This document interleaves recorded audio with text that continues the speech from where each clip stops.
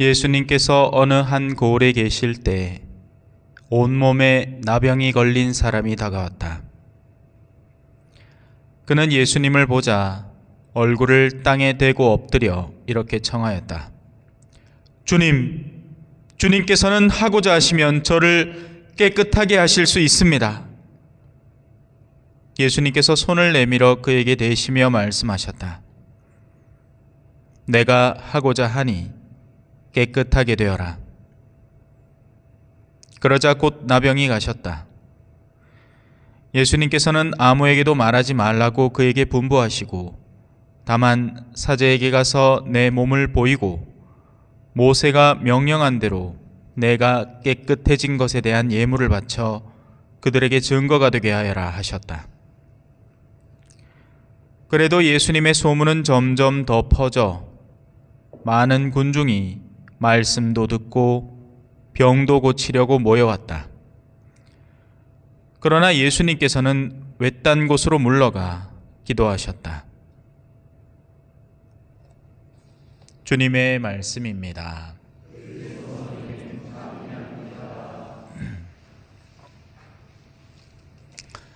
찬미 예수님, 제가 지금까지 설명해 온 내용들을 꾸준히 듣고 이해하신 분이라면 오늘 복음에 대한 묵상이 조금은 남달라야 합니다. 물론 대부분은 묵상조차 하지 않고 그냥 오겠지만 많은 분들 중에 이 복음을 읽고 오신 분들 중에 나에게는 이런 게 기억에 남는다, 거기서 한 걸음 더 나아가서 신부님이 지난번에도 이런 비슷한 말씀을 하신 적이 있는 그 상황이다 하는 걸 느끼면 참 좋겠습니다. 저로서는. 자, 한번 살펴봅시다. 우리가 오늘 복음을 볼 때 가장 단순하게는 예수님이 불치병을 낫게 했다, 이걸로 그냥 끝나버립니다. 지극히 단순하고 피상적이고 표면적인 이해도죠. 사실 예수님에게 있어서, 천지의 창조주에게 있어서, 자, 지금 저에게 있어서 이 꽃을 여기다 옮기는 게 쉬운 일입니까? 어려운 일입니까? 너무너무 쉬운 일입니다. 오히려 저에게 있어서 어려운 일은 여러분의 잠을 어떻게 깨울까? 그건 저에게 달린 일이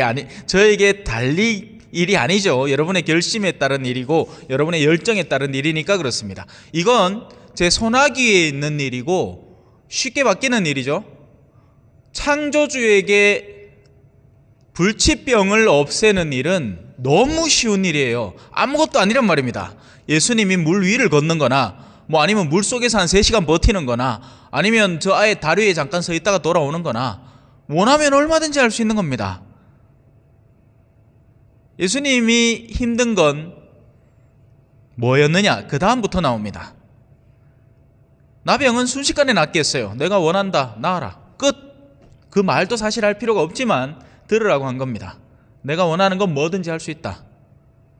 이건 내 범주에 있는 일이다. 자, 이제부터 범주에 있는 일일 수도 아닐 수도 있는 일이 벌어지니 뭐냐?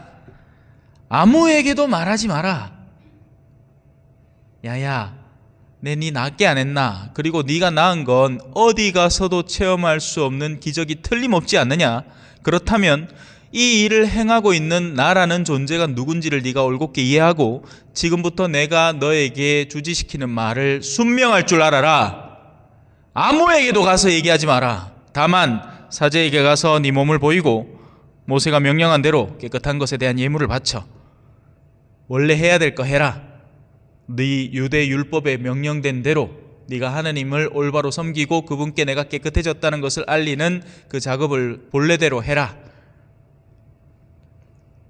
그런데 어떤 일이 벌어졌죠? 그대로 되지 않았던 겁니다. 그러니 어떤 일이 벌어집니까? 사람들이 몰려듭니다. 좋은 거 아닙니까? 사람들이 막 줄을 서가지고 옛날에 허준 드라마 멘트로 줄을 서시오! 좋은 거 아닙니까? 인기 많아지고 유명해지고 바쁘고. 우리 한국 사람들 바쁜 거 좋아하잖아요, 그죠?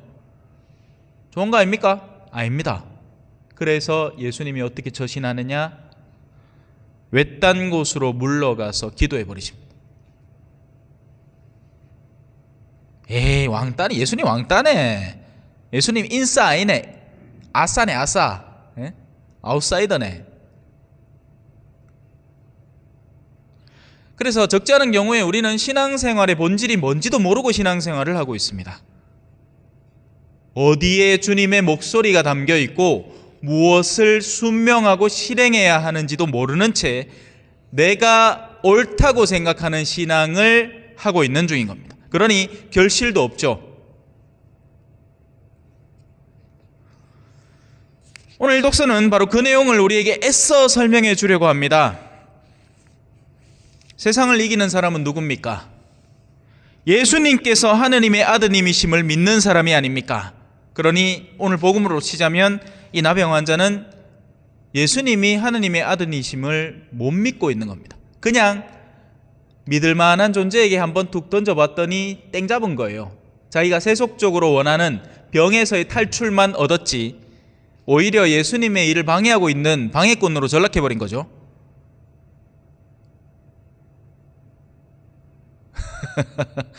예수님에게 나병을 치유받아서 성인이 된 게 아니에요.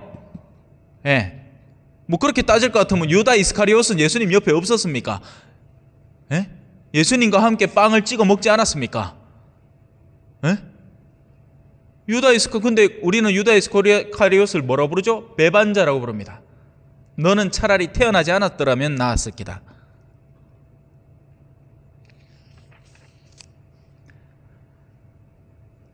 우리가 믿어야 하는 것, 그것은 바로 예수 그리스도이십니다. 자, 그분은 어떻게 오셨느냐? 물이라는 상징체계와 피라는 상징체계로 오십니다. 물론 실제 물과 피를 쏟으셨죠. 가슴팍에서 창으로 찔렀을 때 물과 피가 나왔다. 이는 본 사람이 증언한 것이다. 우리의 신앙적인 내용은 실제와 기민하게 연결되어 있습니다. 그래서 지금 여러분은 앉아 계신 거예요. 잘하는 게 아니라 경청하라는 겁니다. 그게 우리의 자세와 태도에 녹아들어야 하기 때문이죠. 옛날에는 무릎도 꿇었지만 지금은 이제 어르신이 되니까 봐주고 있죠. 하지만 원래 여전히 아직도 무릎을 꿇어야 됩니다.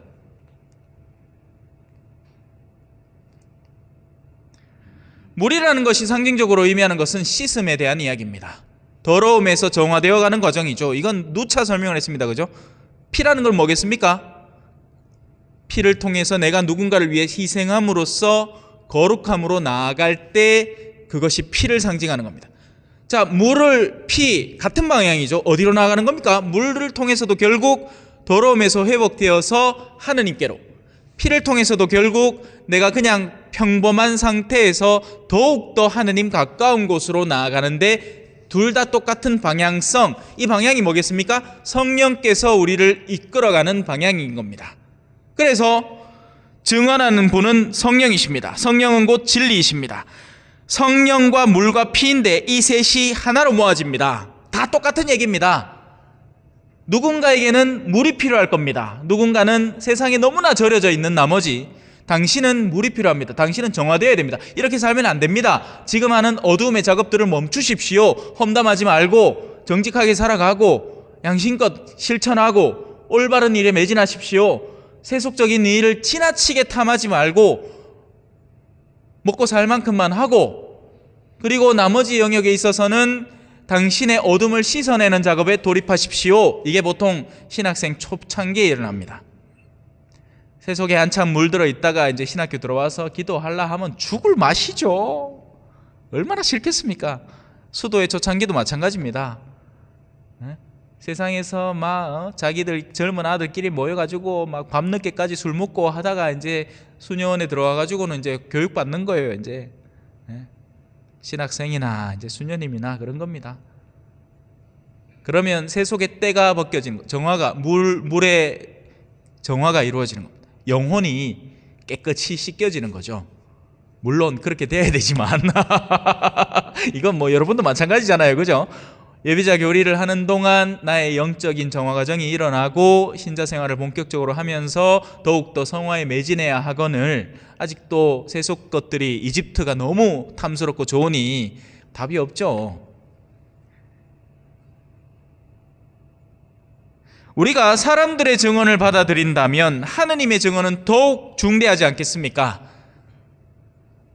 오늘도 식사하러 간 자리에 점심때나 저녁때나 똑같았어요. 항상 식당에는 커다란 텔레비가 있고 거기에서 뉴스가 끊임없이 쏟아져 나오죠. 사람들은 좋아라고 그 소식들을 듣습니다. 사람들의 증언이죠. 이쪽은 이쪽대로 저쪽은 저쪽대로, 또 얼마나 심심해하는지, 뭔가 호기심 가질 만한 거리가 없나, 온갖 소문들을 다 끌고 와서 서로 수군 됩니다. 그죠? 그러면서 그 증언에 무게감들을 줍니다. 네가 하는 말은 진짜다, 네가 하는 말은 가짜다. 좋습니다. 그런데 사람들의 증언이 그 정도의 무게감을 가진다면 하느님께서 우리에게 말씀하실 때, 하느님께서 우리에게 증언하시는 그 증언의 진실성과 무게감은 더욱더 중대하지 않겠습니까? 오늘 잠깐 서울에서 손님이 왔어요.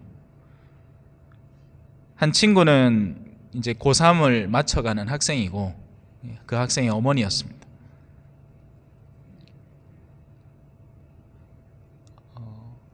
참 진중한 아이였습니다. 예를 들어서 자기는 친구들하고 하느님에 대한 이야기를 하고 싶은데 지금의 시대에 세상 어떤 그 학생들이 하느님 이야기하는 걸 그렇게 반기겠습니까? 그게 자기한테는 섭섭하고 괴롭기도 한 거예요. 끼이지를 못하니까. 그래서 제가 거꾸로 이렇게 얘기해 줬습니다. 아니다, 너는 지금껏 오히려 보호받아 온 거다. 공연히 그들의 세속 잔치에 끼어들 필요 없이 다만 하나만 기억해라. 하느님이라는 분에게서 네 중심을 놓치지 말고 앞으로의 여정을 걸어나가면 아무 문제가 없을 것이다. 여기서 말하는 문제가 없다는 건 그 어떤 고통도 당하지 않을 것이다 라는 것이 아니라 좌충우돌하겠죠. 하지만 내가 결국 어디로 돌아가야 하는지를 알고 있는 사람은 나침반을 갖고 있는 배와 같은 겁니다. 풍랑이 몰아쳐서 배전을 이리저리 막 옮기겠지만 나침반을 다시 보면 내 목적지가 저기구나 하고 다시 방향을 잡을 수 있는 것과 같으니까요. 그게 하느님에 대한 증언을 진실로 신뢰하는 이가 갖고 있는 내면의 힘이란 말이에요. 그래서 하느님의 아드님을 믿는 사람은 이 증언을 자신 안에 간직하고 있습니다. 어디로 가야 하는지를 아는 사람입니다. 어디가 최종 목적지인지를 아는 사람입니다. 그래서 이 사람은 힘든 일을 겪더라도 불안해하지 않고 두려워하지 않고 떨지 않습니다. 하느님을 믿지 않는 자는 하느님을 거짓말쟁이로 만들어버리는 겁니다. 사람이 다 성당에 나온다고 하느님을 믿는 건 아니죠. 하느님을 믿는 신용을 하는 거지. 왜냐하면 자신의 진실한 무게감이 어디 있느냐의 문제니까요. 자, 하느님은 뭘 원하십니까? 하느님은 우리 모두가 구원받기를 원하시고 당신의 나라에 들어오기를 간절히 바라고 계십니다. 이걸 믿는 사람은 당신에게 충분히 그럴 능력이 있고 나의 죄가 진홍같이 붉어도 당신께서 새하얗게 만들어주실 수 있다는 것을 믿기에 두려움 없이 이 여정을 걸어갈 수 있는 겁니다. 그게 진짜 믿는 사람의 태도예요. 믿지 않는 사람은 끊임없이 불안해하죠. 두려움은 신앙에서 나오는 게 아닙니다. 모쪼록 오늘 여기 오신 분들, 그 하느님께서 우리에게 영원한 생명을 이미 주셨고 그 생명이 당신의 아드님 안에 있으니 우리가 이 미사에 나와서 그분의 아드님의 몸을 영적으로, 그죠? 성체는 그냥 입으로 씹어 삼키는 게 아니죠. 성체는 믿음으로 모시는 겁니다. 생명 그 자체이신 분이 내 입을 통해서 나에게 들어오신다. 제가 아까도 얘기했지만 우리 신앙은 실천적인 영역과 이 영적인 영역이 교묘하게 결합되어 있습니다. 앉음이 경청과 결합되듯이. 하지만 모두가 앉아있다고 해서 경청하는 건 아니듯이. 그죠? 예수님의 몸을 받아 모시는 것도 마찬가지입니다. 입에 뭔가를 넣었다고 내가 외아드님을 모시는 게 아니라 믿음으로 정말 아드님 저 안에 오십시오. 그리고 오늘 이 당신을 모시고 제가 가는 곳 어디든 당신과 함께 다니겠습니다. 이러면 그 사람은 진짜 그걸 모신 거죠. 안 가고 넣고 나가는데 여보 나올 때 내가 그거 조심하라 했죠. 따다다다다다다다다다다. 막 나가면서부터 싸우고 막 밤새 싸우고 그 다음날 또 싸우고 막 이거. 그래요. 하느님의 아드님의 이름을 믿는 이들에게 이 글을 쓴 까닭은 여러분이 영원한 생명을 지니고 있음을 알게 하려는 것입니다. 그게 우리 사도의 글을 쓴 목적이었고요. 제가 사랑하는 요한 사도, 그리고 마찬가지로 저도 오늘 이 강론을 통해서 조금이나마 여러분에게 생각할 건덕지를 선물해 드리고 싶었던 제 마음입니다. 요한 사도의 글은 사실은 굉장히 난해합니다. 모르는 게 당연해요. 하지만 알고자 하는 이라면 애를 써서라도 그 안에 숨겨져 있는 내용들을 자신의 것으로 만들어내겠죠. 모쪼록 그랬으면 좋겠습니다. 그저 나병이나 낫게 하기를 바라지 말고 설령 나병이 치유되지 않더라도 예수님께서 목적하시는 바가 이루어지도록 나 자신을 온전히 헌신할 수 있는 그런 믿음으로 나아갔으면 좋겠습니다. 잠시 묵상하시겠습니다.